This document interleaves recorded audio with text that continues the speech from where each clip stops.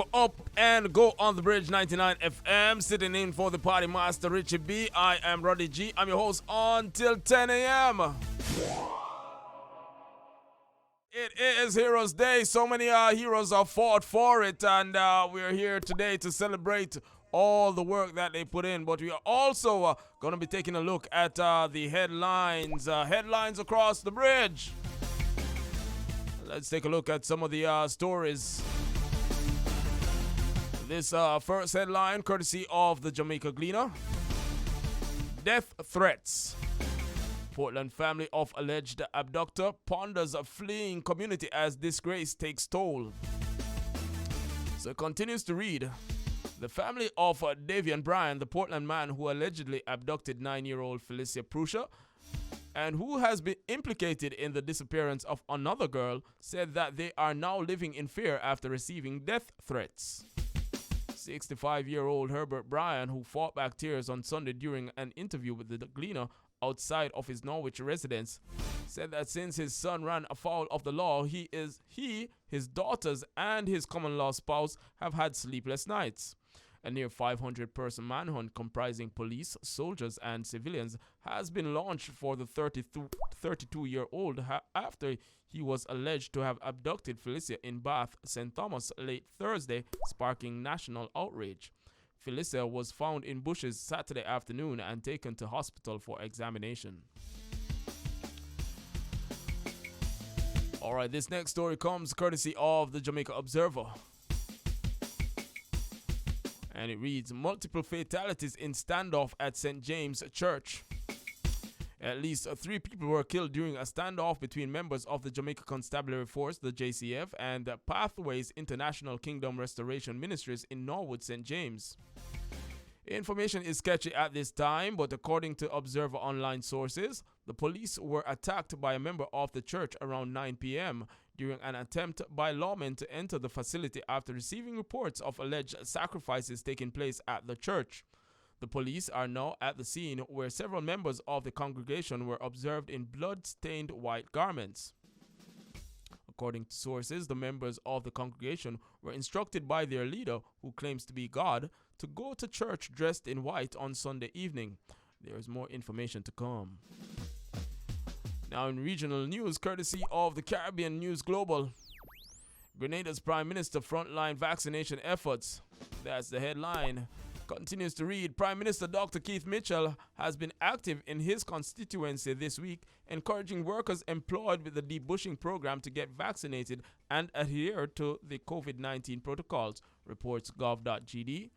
In a series of visits to teams in various parts of St. George Northwest, Dr. Mitchell spoke to workers about the benefits of being vaccinated, encouraging them to see the value in protecting their lives and that of loved ones, underscored the need for continued adherence to the protocols to curb the spread of the virus. The COVID-19 situation has improved significantly over the past few weeks, and I can't stress enough the importance of ensuring that the numbers keep declining. We have experienced a significant loss of life and many workers have been put on the breadline. Therefore, in addition to the measures being taken by government, we must accept our individual responsibility to help the situation improve further, Dr. Mitchell added. Now further afield, international news, courtesy of the CNN. China's economic growth slows to 4.9% in the third quarter. So China's economy grew just 4.9% in the third quarter of 2021, the weakest rate of expansion in a year as the country contends with a major energy crunch, supply chain disruptions, and deepening debt woes in its outsized property sector. The rate of growth from a year ago in the July to September period was much slower than the 7.9% year-on-year increase China registered in the second quarter. It's also the weakest rate of growth since the third quarter of 2020, when GDP also grew 4.9% year-on-year. The data from China's National Bureau of Statistics suggests that China's economy is hurting from a slew of challenges over the last few months. The country is in the middle of an energy crunch, and that is denting factory output and leading to power cuts in some areas. That problem has been fueled by demand earlier this year for construction projects that need fossil fuel and are at odds with Beijing's pursuit of ambitious targets to cut carbon emissions. Some factories have reduced shifts because of power rationing. Coal prices are at record highs. That is your headlines across the bridge. A look at local stories courtesy of Jamaica Gleaner and the Jamaica Observer. We also took a look at regional news courtesy of Caribbean News Global. And of course, international headlines courtesy of the CNN. All right, takes our time now to 7 o'clock, which means we are up on our first interview. I want to say welcome to the Bridge 99 FM to Mr. Al Johnson, Governor for the Optimist International Caribbean District, the OICD. And this year's theme for the new Optimist year is Working Together for Optimism. A happy Heroes Day to you, Sir Johnson. Happy Heroes Day to you. Good morning, Dr. DJ Rodigy, and good morning to your listeners. Hey, thank you so much for taking the time to chat with us this morning. So first of all, could you tell us a little bit more about the organization, or give us an introduction for those who have never heard of the Optimist International Caribbean District? Okay, thank you. Thank you for that. Now, the Optimist International Caribbean District is a service organization, and we're an affiliate of Optimist International. And that's really one of the leading service organizations in the world. Our motto as Optimist is friend of youth, and so most of our activities are centered around young people and improving their lives. As you can note from our name, we are in the Caribbean, and so we have over 3,000 members throughout the Caribbean, covering territories such as Anguilla. We're also in Antigua and Barbados, Jamaica, of course, St. Vincent and the Grenadines, and we're also in the Cayman Islands. Awesome. And we are separated by clubs. So we have over 85 clubs in these different countries. And we also have some of these clubs are in colleges and universities, and some of them are adult clubs which are situated in communities throughout the region. Additionally, we have over 40 clubs which are also in the primary schools and the high schools. We call those Joy Clubs and Octagon Clubs. Ah, okay. So you can take members from all age groups, and you have clubs geared towards their service accordingly. Now, what are the plans for the new Optimist year? Nice. So our new Optimist year starts October 1.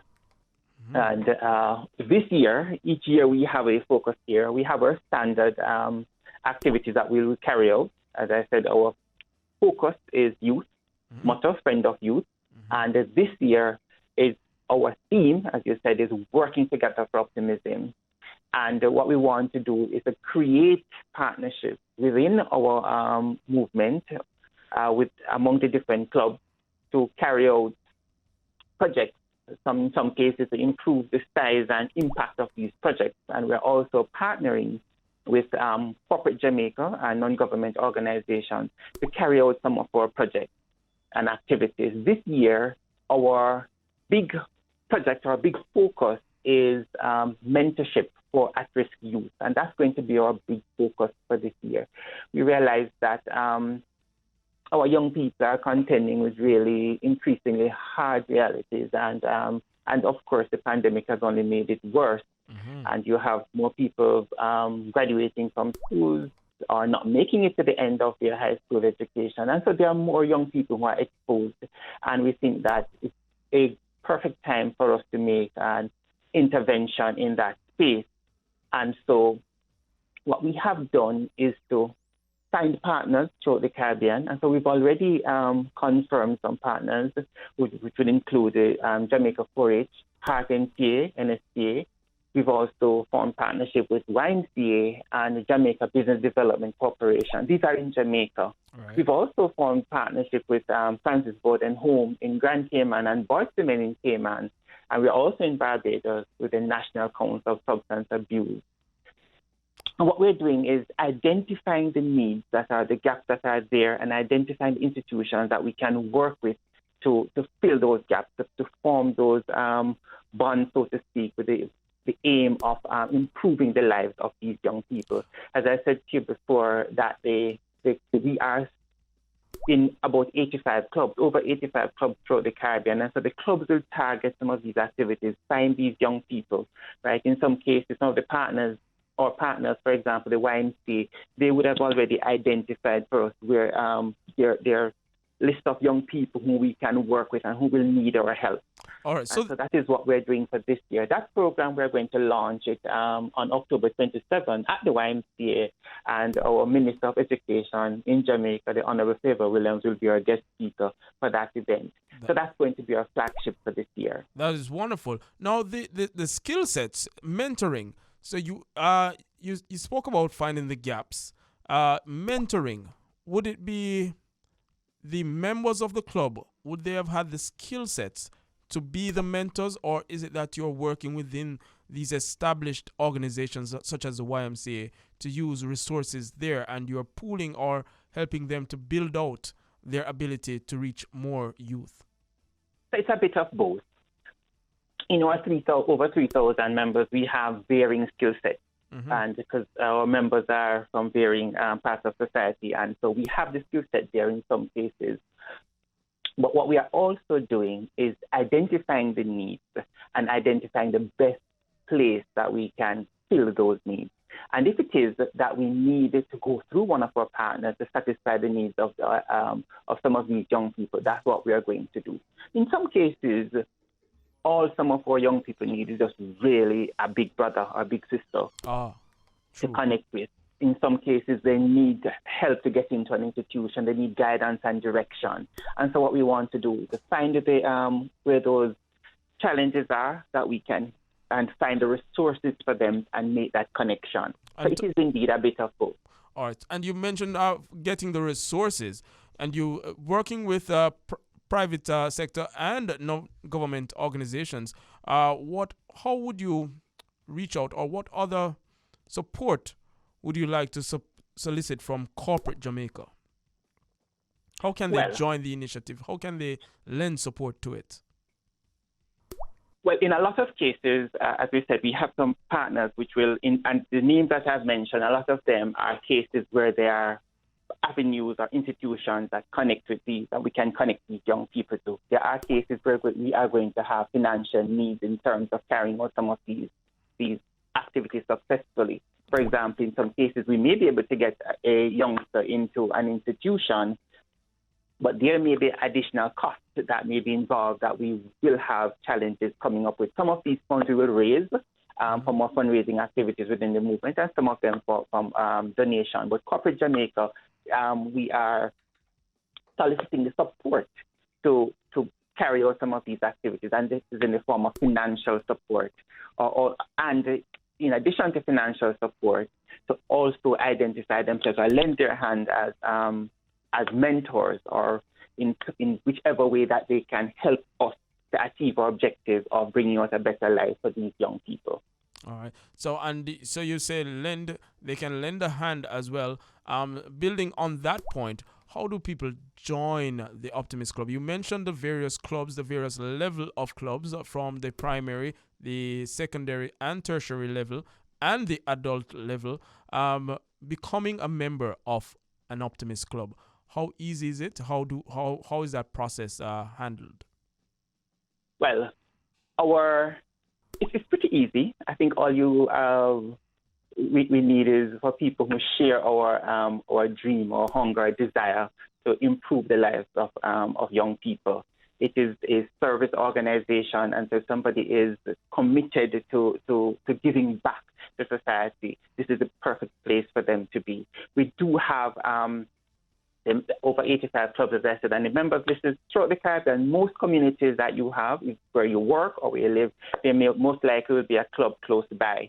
To get more information and to find us online so that you can see what our requirements are, which in most cases is really just attend our meetings, express a desire to want to partner with us, and also to attend a project with us, at least one project with us, share in a project with us. And after attending the meetings, attending a project, you will then get to that place to decide if this is really what you want. Awesome. And if this is what you want, then we have the application process. You can find us on Instagram at Caribbean Optimist with an S. Same thing with Facebook at Caribbean Optimist. We're also on YouTube of OI Caribbean Optimist. And we have a website, which is oicaribbean.org. And these have direct information on how to reach to us and where our clubs are located and who you can contact to get to that club, which is in your area or area you work, that you can become a member. Note also that because of the pandemic, most of us are still online. All right, understand. So that is oicaribbean.com for more information and on the location of the clubs and how to become a member. I want to say thank you so much, Sir Johnson, speaking here with the governor for the Optimist International Caribbean District, Mr. Al Johnson. I want to say thank you so much for taking the time to get up early and join us on this Heroes Day. And we're wishing you all the success with your project that you're undertaking this year, mentoring such a crucial role. Thank you so much, sir. Thank you for having me. It's a blessing. Take care of yourself. What I would love to mention to you, though, are some facts about our national heroes. I wonder how many of my grown folks remember these facts. My young people who are still in school, they would be more au fait with some of these tidbits. But I'm going to remind some of our grown people, myself, and even some of the younger ones. A fun fact about Nanny of the Maroons. Nanny of the Maroons is the only female national heroine. We knew that, right? Yep. She is remembered for the inspiration she gave to her people in fighting the English oppressors in the early 18th century. Nanny was a leader of her village, Nanny Town, in the parish of Portland, Jamaica.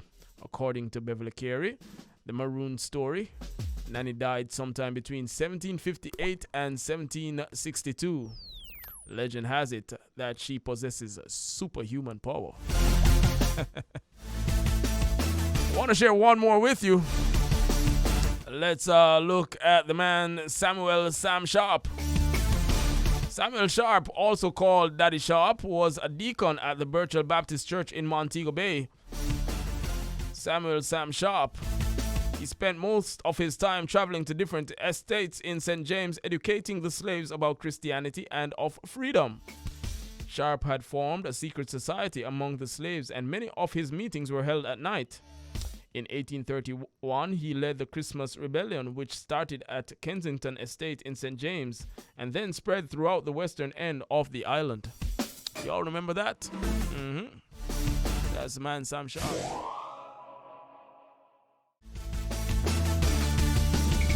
All right, so we're up on the time where we'll have our second interview of the morning. One that I'm quite looking forward to. Not that I wasn't looking forward to talking with the first guest. But this one is a different tone, a different story behind this one. Amina Blackwood Meeks is a writer and storyteller. She is the founder and programs director of Ntkuma, the storytelling foundation of Jamaica, dedicated to exploring the connections between African ancestries, ancient wit and wisdom, and how this heritage has immediate redemptive applications for growth and development and continuation of civilization. She is also the founder and executive director of Anansa Soundsplash, Jamaica's annual storytelling festival conference. This morning, Mrs. Blackwood Meeks is here to give us a bit of history regarding Heroes Day. And with that, I say good morning. How are you? And the first bit of history I'm going to give you is how to say Ntukuma. Please. Doctor. Is him we call brother Tukuma, you know? Doctor, me say me look on the word, you know, and me remember me used to go to school with a young man named Untum Anonujo. And I say, in African, the N, you do something special with the N, please. Yeah. Enlighten me, please. Clap yourself. So his name in Ghana is Ntukuma. But by the time them beat us across the Atlantic, they must have beat out the N. So when we reach Jamaica, we just call him Brother Tukuma. And he is, in fact, Anansi's firstborn son. Yes. Top of the morning to you, Doctor. And So you glad to too. have you. So, Doctor, we are Yes. celebrating Heroes Day today. Yes. For many of us, we might not be paying to the birth of this celebration. So one of the first things I want you to remind us, when did the whole concept of Heroes Day begin? I believe the first Heroes Day was celebrated in 1976. That's what is coming to my head, because in 1976, Easton Lee, the late Easton Lee, was in charge of radio and TV at a place called API, the Agency for Public Information, which is now the Jamaica Information Service. And he had summoned me to say that they were having this grand launch of this new thing called Heritage Week, and could I write a number of programs, or could I write one program on Marcus Garvey? Well, let me just finish that story. I had never written for radio before, and so I pick it up on myself, and I'm going to write 5 programs and make him choose one, because 1 out of 5 must come pass. Yes, but do you know he used all 5 of them? Are you serious? And I am absolutely serious, and therefore he's one of my heroes. Because anybody who tell you, say you're good and you can accomplish great things, you have to look at them as a hero. So that's my recollection, because my son was a baby at that time, and I had to put him on my hip to go down to 5080 Halfway Tree Road. You sound like you remember it as if it was yesterday. Lovely. Yes, indeed. So, but before that, of course, we had brought home Marcus Garvey and gave him a hero's burial, and later declared him our national hero. But the concept of Heroes Week and celebrating our heritage in the month of October, I'm pretty sure, was born in 1976. Awesome. Now, you touched something I want to dovetail right into. You mentioned heroes and Marcus Garvey being recognized as our first national hero. Do you think it is time to add some people to that list? Give more recognition to some people? I hear you're talking to me, and you're talking in our natural, our tongue, right? And I feel more comfortable now, because Richie B is a man of English, is a good man of English. But you are what you are, right? That's what it is. And I have a command for the English language, but I like to break it down sometimes and be more relaxed. Do you? And this morning we heard an excerpt from the late Louise Bennett Coverley, and I think, to me personally, I'm wondering why she's not named a heroine. Do you think it is time we look at expanding the list of heroes? Let me answer the question with a number of questions, because sometimes we should not just seek to answer questions, but to question answers. What is the value? What is the value of declaring additional heroes? That's me. I have no answer, and I pose the question. No problem. Value. What is the nature of our relationship with the present people who we call heroes? What is the nature of that relationship? I was just listening to a well-intentioned video documentary that one of the schools, because I used to work in the schools, so them keep me informed. One of the schools sent me that they did this well-intentioned tribute to our national heroes, and it's beautifully produced in the most modern style information technology techniques.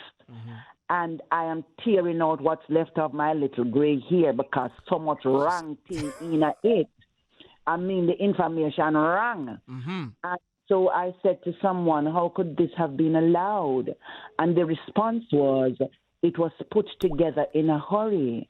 I said, that is no excuse. If you know something, if you know it, you do it in your sleep. That's right. If you know it, you do it when you run down Ilian Thompson era. That's and you right. make no mistake. The speed at which you do what you know is not an excuse. And so we have these heroes, and they're not taught. They're not taught. I remember going to a prep school many years ago for their Heroes Week celebrations, and I said to the beautiful children, why are they called national heroes? And one bright little boy said, because they could have fight, miss. So, yes. So even the concept of fight, we not teach them what that means and what the fight was about. So the little babies now think say that means that when somebody take piece of my snack and me give him 2 coffee in my head. I'm a hero. All right. But I fight like them. And there are in fact sensible Jamaicans, educated Jamaicans who have advanced that argument to me several times. Some more gray hair just tear out. Oh, Lord. You realize they are pure bad people, bad man and bad woman are a national hero. So even in breaking down the concept of who they are, some of them we don't know when them born. We don't gonna know when them dead, and that's no fault of anybody. Right, That's record keeping was poor, yes. Right, that's just how the system was. But some of them we only know when them born and when them dead. And we only know say them did fling stone or go up in the mountain or somebody hang them. Now our lives, the lives of our heroes have to mean more than that. It has to mean that we get in touch with their humanity. It has to mean that we know that Paul Bogle was an entrepreneur. Yes. He wasn't just a man who walked out in a tear-up clothes and said, give me my freedom. We have to know that in 1865, the Morant Bay Rebellion knocked the assassination of Abraham Lincoln out of the world news. And they was only talking about Jamaica at that time. And so we have to know that Jamaica has a history and heritage of being dominant, of being in the defense of justice and human rights. And not just now, because we have some people who can run, that we have something near separate. So when I say, what have we done? What have we done with the heroes that we have named? That's part of it. If we're just going to name somebody else to be a national hero or heroine, and them name get added to a long list, and we forget about them, it not really serve no purpose if it is not being taught to us in a way that empowers us to be more than we think we are. Amen. So that's one part of that, my brother. Thank you for the amen. We are kicked church this morning. Hallelujah. Yes, to man. The Lamb. Praise the Lord. But also, we regard our national heroes as people who are distant from us. Them born and grow and do what them do and dead long time. And me and you can never achieve hero status because we name never come on billboard like Bob Marley own. And we make Jamaica have world heritage music. And because of that dangerous single narrative, we do not see the heroes in our grandmothers and grandfathers who work from sun up till sundown and sell every potato in a them field so that you and I can go to school and benefit from a higher level of education. Me never said better education, you know, because we learn some very colonial things that we have to change. But a higher level of education that allows us to indulge in something called critical thinking. Me just think it's foolishness, me say, because our grandparents who never got to no school were critical thinkers. All right. They are the best critical thinkers. But you know what I mean about being able to go to school and so on. And so there are those people around us whom we never call their names. We wake up with them this morning in our house and make the chocolate tea for we. Or if they can't find the chocolate, them outside I pick 2 soursop leaves, cause them I go feed with.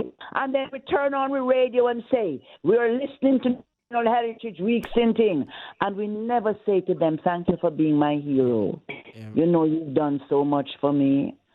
So that whole concept that there are heroes in our families and heroes in our communities, and that is where we develop into whatever it takes us to become a national hero. When we look at Louise Bennett, for example, one of the things I would like to do, I mean, I do it on a small level, but one of the things I would like to see done more on a national level where Louise Bennett is concerned is to teach our children about her relationship with her mother and her grandmother and how powerful that was in what she became. Louise's mother was a dressmaker because back in those days we never have not named seamstress and designer. We did call them dressmaker, not true. All right. And when little Louise wrote her first poem and she went home and she said to her mother, I want to read a poem for you. And when she done, she said, and tell me if you think I can be a great poet. Her mother said, Louise, if you can write as well as I can sew, you are going to be a great writer. Look here. Which part of Jamaica you have dressmakers who have that confidence in themselves to pass that on to their children? You know, challenge you will hear her. a dressmaker say, I'm only a dressmaker, only a dressmaker. You know who I put on clothes on, and that was the kind of confidence that Louise Bennett had in her mother and the relationship. When she was invited to perform at her first dinner party, she go home and she asked her mother what she could do and how much she must charge. So the relationship with her mother is such a story for the rest of Jamaica to learn. Shelly-Ann's relationship with her mother, too. I've never spoken to Shelly-Ann, but I remember Beijing in 2008 after they interviewed her mom on TVJ the morning, and then they interviewed Shelly-Ann, and the camera was not yet on her. And I think it was Neville Bell who said to her, we just interviewed your mother, and she said she gave you a piece of advice before the race yesterday. What was that? And Shelly-Ann said, she said, I must tie back me hair out of my face. And the camera zoomed up on Shelly-Ann, and the hair tie back out of her face.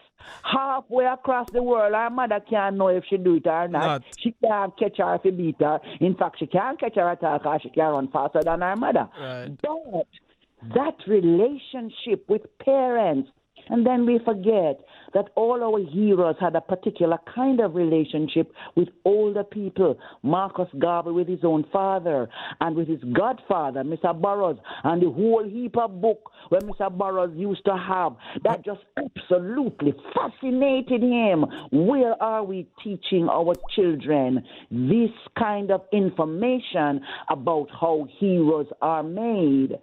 You know, we give them a single story. He was a great singer. He was a great fighter and could have fling rock stone in a Babylon yard. Dr. Meeks, Dr. Meeks, I could listen to me. I want to sit down on your foot. I want to sit down and just listen to it all morning. But we have to pay attention to the time. Yes, and the time is important. The black people, the Sumerians, who decided how to divide the days into seconds and minutes and hours and time. So time is important, and we give thanks that you took the time out to do this, and we give thanks that you took the time to invite me to participate in it. I feel like you are host me right now. You have been a blessing to be on the program this morning. Wishing you all the best, Dr. Meeks. Thank you so much for joining us. And you too. Have a great day. Take care. Yeah, you too. Aunty Donna is in studio. I want to say welcome and thank you for taking the time out to come and chat with us. Thank you. And social media influencing. It's allowed you a platform that you're using to do some amazing things. Definitely. We have the Bridge Nation, the Bridge 99 FM has selected you as our 2021 Unsung Hero. Wow. Hero? Heroine, I should say. Yes. Heroine? Let's get it politically correct. Am I hearing right? Yes. I don't think I deserve that. What are you saying to me? Yeah. To me, a hero is somebody who fights for their country, who stands out in the crowd. I am just a little Donna from 99 Mountain View who like Aunty Donna, who is inspiring Aunty people. Donna. Yes, who is inspiring people. Thank you. Oh who my is God. taking her platform and started a charity. Yes. Not just dealing with your community, but also the rest of Others, Jamaica. So that don't make you want heroin. Eh? Is that what the word heroin means? Yes, all right. Oh. I just had a conversation with Dr. Meeks. Dr. Amina Blackwood Meeks, storyteller, famous storyteller, Jamaican storyteller. Yes. Yes, man, and that is what she pointed out. Sometimes we take the sense of a heroine or a hero and we don't really, give credit to people who do certain things to uplift, motivate, and move us forward. Wow, Dr. And that is Meeks. something you do. I hear that name already. I can't remember where, but I know that name. I'm going Wow. to remind you. But yes, someone like yourself who is moving people forward, lifting up her community, you're a heroine. And we're celebrating it's you. It's a bit surreal listening to you speak about Dr. Meeks and placing me somewhere along the heroine line or the hero line. This is something that I never started out to become.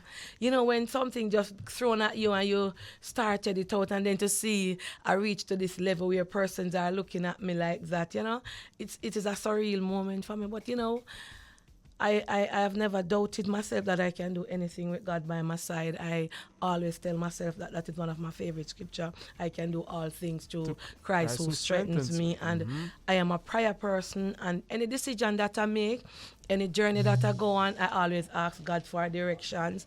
And with God directing me, I can make no wrong. All right. So amen to that. Tell us a little bit more about your charity. What is a charity that you're using your platform to develop? Okay, basically, I said this on length and a lot of interviews, and I'll have to say it on here. I never started out for charity. Mm-hmm. I was always a giving person, giving back, helping persons under the down low in my community. I'm a very kind person at heart, and I remember I am a baker. I am a self-made baker, didn't go to any school. I think I got it to trade from my grandmother because it's something in my family. So I was always cooking and baking. I love the kitchen. That is where I never even went to school to do any form of cooking or nothing at all. It was something that was handed down to me by God and hereditary. And I started out baking. So I used to be very famous on IG at the time in Jamaica for the Jamaica pudding lady and the Christmas cakes. So I used to have a huge following over there. If somebody normal like me, I pull all 50,000, 70,000, one and a star. It was at the time, so persons, everybody wanted to buy from me, and my personality goes with it. When I was cooking, I used to talk the raw patois. Why am I going to put in this in it? I truly come Maggie all purpose. Because, when I tell them, ask me if Maggie pay me at the time. So persons used to say, when you Maggie? And I used to show it. I'm going to truly come Maggie all purpose. I'm going to scrape the pot. So my cooking days on IG used to get a lot of following, also views because of how I do it.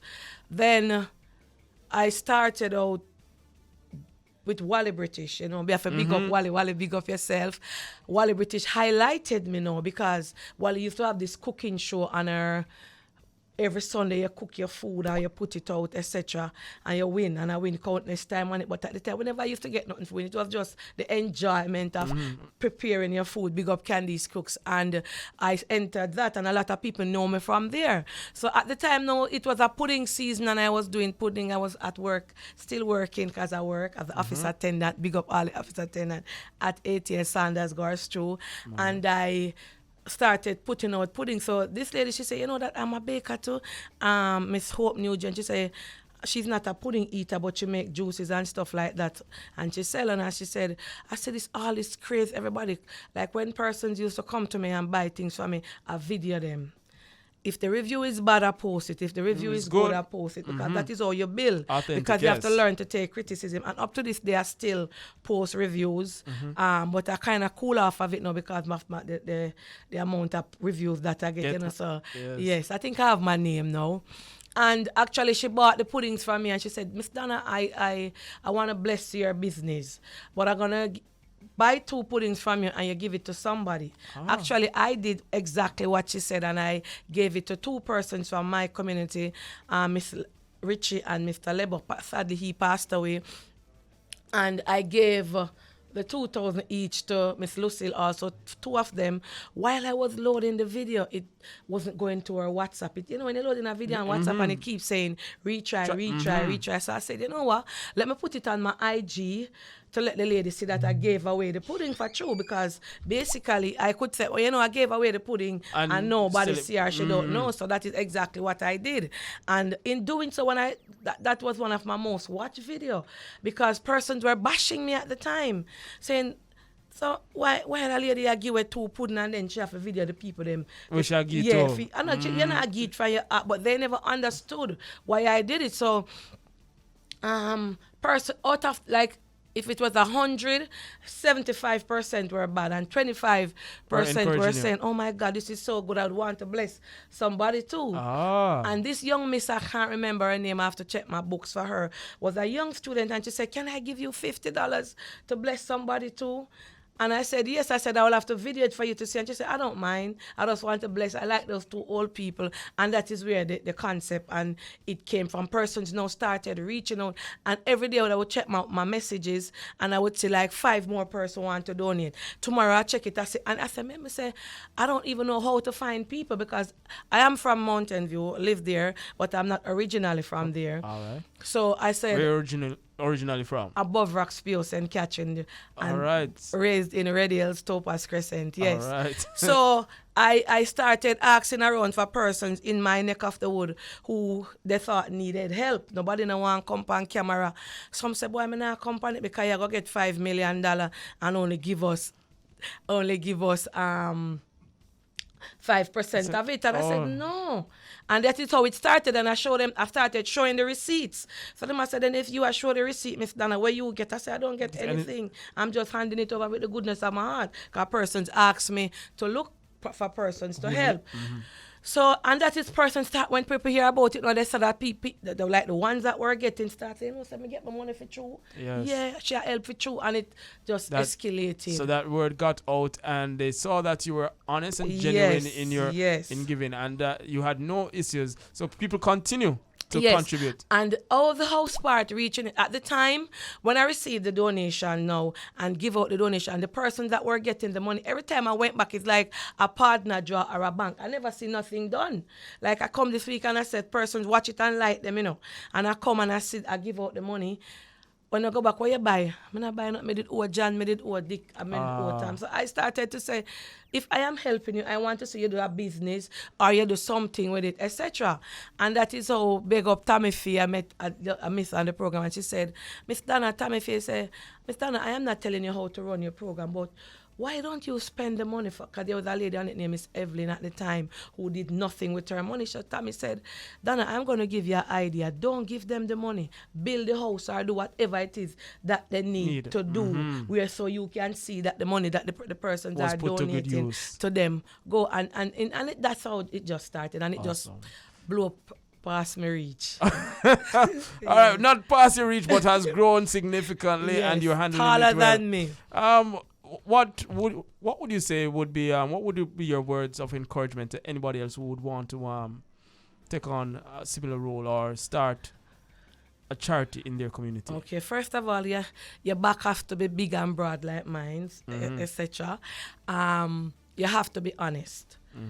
You cannot make money get to your head. In honest, when I mean, when you look at the money that the recipients are getting, you can't say, I want something from it or I want this from it. You have to be 100% honest.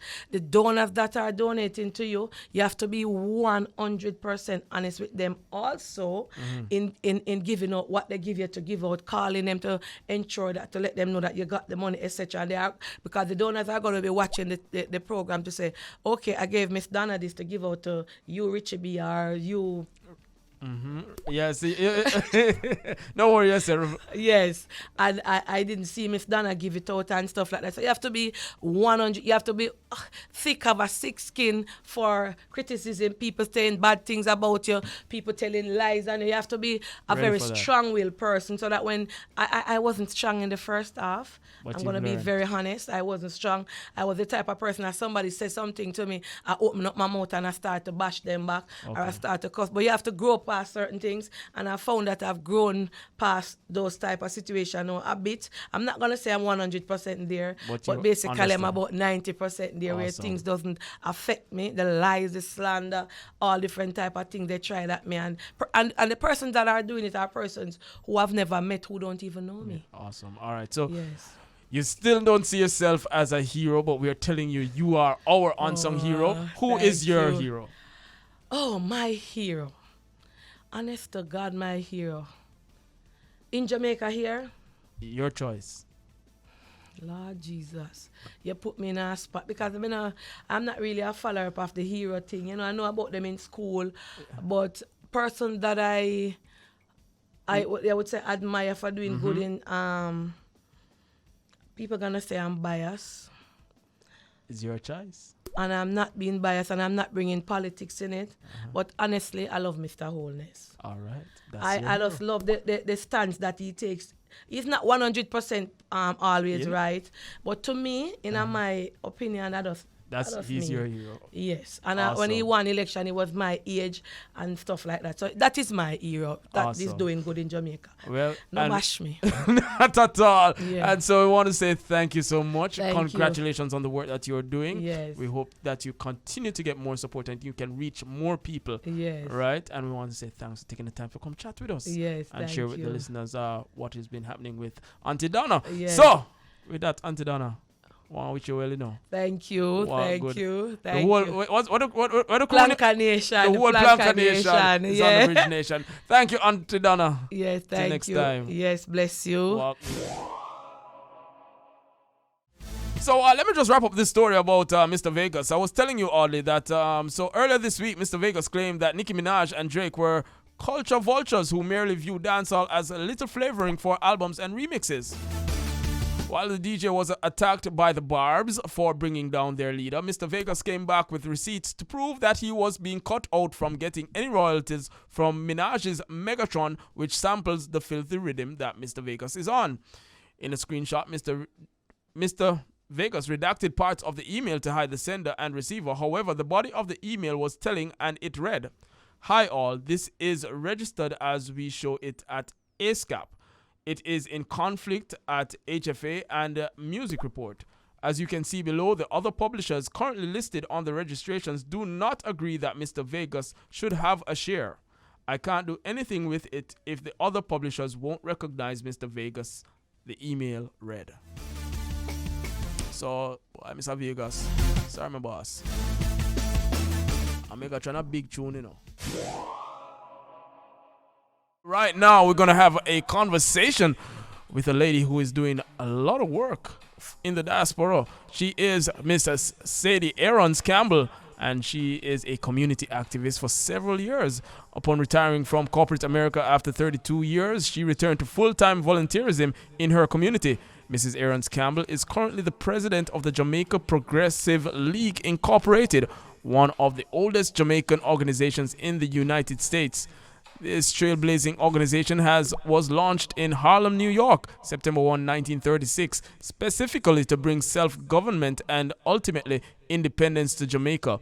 Mrs. Aaron Campbell is here to tell us more about the organization and the work they are currently doing within the diaspora. With that, I say good morning, Mrs. Aaron Campbell. Good morning, sir. Good morning to all your listening audience. And I'm so pleased that I was chosen to do this specific presentation. Oh, my God, I'm so excited. Awesome. We are excited to have you. Yes. And so before we get even into the presentation, can you give us a little background? Why did you become a community activist? Well, let me tell you something. I came here in the early 60s, okay? And when I came here, it was, it was a lot of hoopla about black issues, blackness, and segregation, and all kinds of things like that. I not knowing any different, I said, well, and I tell you one instance. When I lived in Harlem, and I went into the store, and I purchased something, and it said $8.99. Okay, when I gave them my $10, they took out, I wasn't getting back the right change. And I said, wait a moment, I'm coming from Jamaica. I don't know how the dollars, how. Right, there's a translation. Mm-hmm. Yes. I didn't know. So I started to raise one not so nice thing about them trying to rob me because they knew I was a foreigner.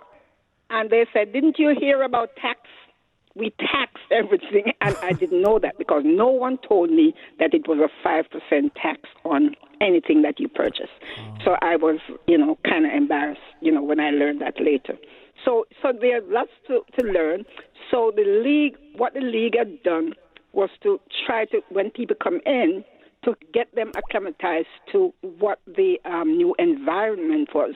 Okay. You have to pay taxes. There's certain things that you need to know about the environment, so you wouldn't be lost. Oh. So I remember that well.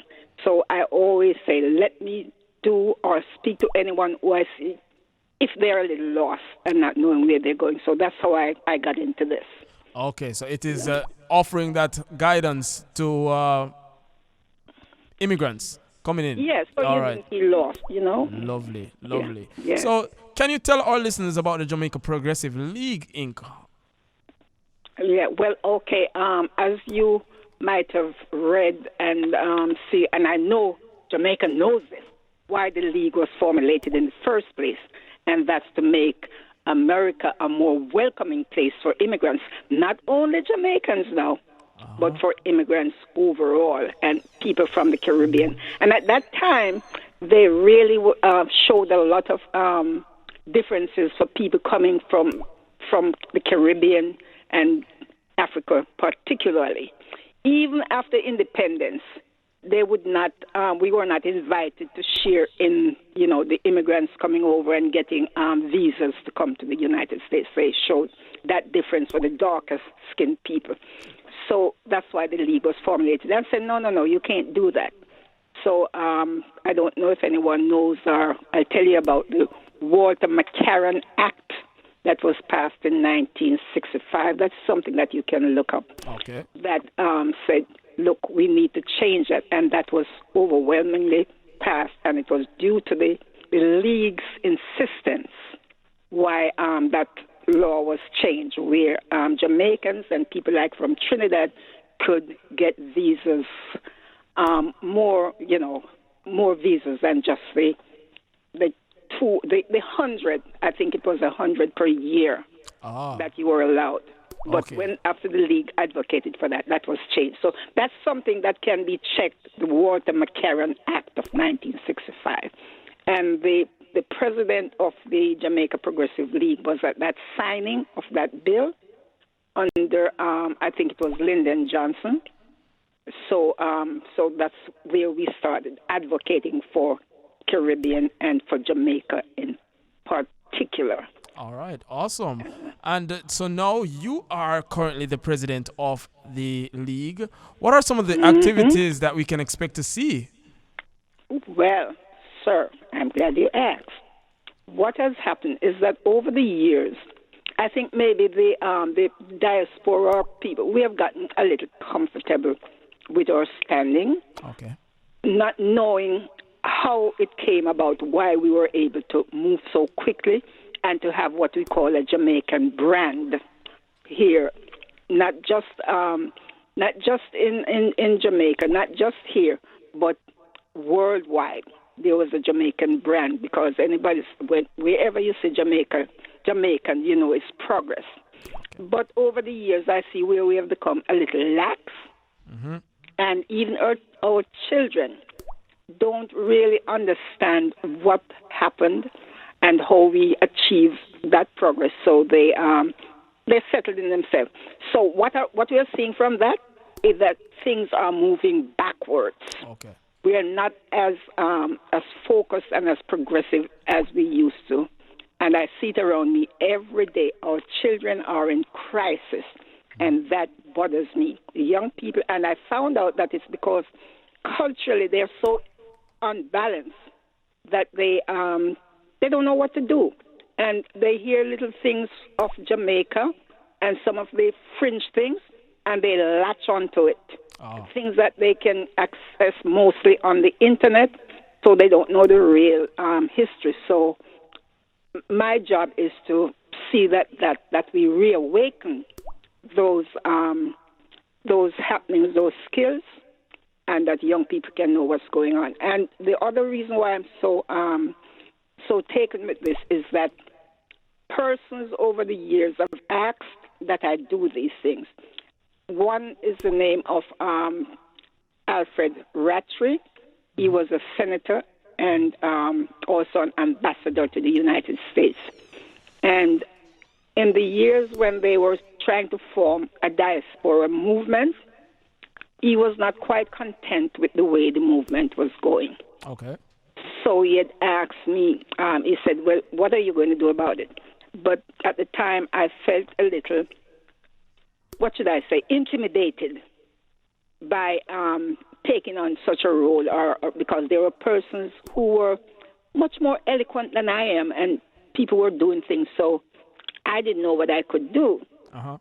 And then, again, in 2007, a gentleman by the name of Cook, Sir Cook, you have to forgive me because I'm not one of the youngest person on earth. But you know who Cook was, Howard Cook, right? Yes. Uh-huh. Oh, okay, now. Governor General. Mm-hmm. And we had invited him to speak at one of our events. And that was 2007. And this is what he said to me. He said, well, yes, the league is still alive, but it's not as vibrant as it was once. And he said something that I have noticed. The league often spoke about nation building for Jamaica. That was their focus. Right. And he said, I don't know what has happened, but I don't see nation building on the table in Jamaica at all anymore. Will you make sure that nation building gets back on the table? All right. So okay, that was number 2. So the two main mandates under your stewardship is to make sure that the youth are re-engaged and they have an appreciation for the progression that needs to happen and nation building. Those are the two main takeaways. We have to, Mrs. Aaron Campbell, unfortunately, we have to leave it right there for this morning. But we have to we'll have to follow up with you. Is there some contact information that you'd like to share with the listeners? Yes. We have a website that is Jamaica Progressive League.org. And I generally give people this number that you reach me on. That is my personal number. Oh. And I've given it to everyone. And I don't want people to forget the people who are incarcerated. Okay. The League has a project that we visit those incarcerated persons. But with the COVID, we have to relax that for now. All right, Mrs. Aaron Campbell, we just want to make sure that we also recognize and share with you that right here at the Bridge 99 FM, we are lifting you up and recognizing you as our unsung hero this morning. And we want to say thanks for the work that you're putting in. And we look forward to your stewardship of the league. And so we want to say thank you again for being a part of the program this morning and wish you all the best. Richie B, the party master, on Up and Go, the Bridge 99 FM.